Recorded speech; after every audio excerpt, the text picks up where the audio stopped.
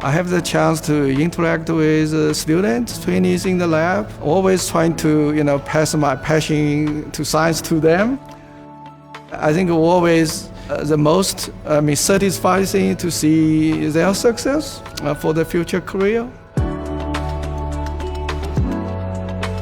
I'm a cell biologist, so I'm always fascinated about cell biology. I study a fundamental cellular process called autophagy. Autophagy can remove damaged organelles to protect the cells against many toxic chemicals, stress such as alcohol. Alcohol abuse is a big problem worldwide. So one of the major problems is alcohol damages the liver.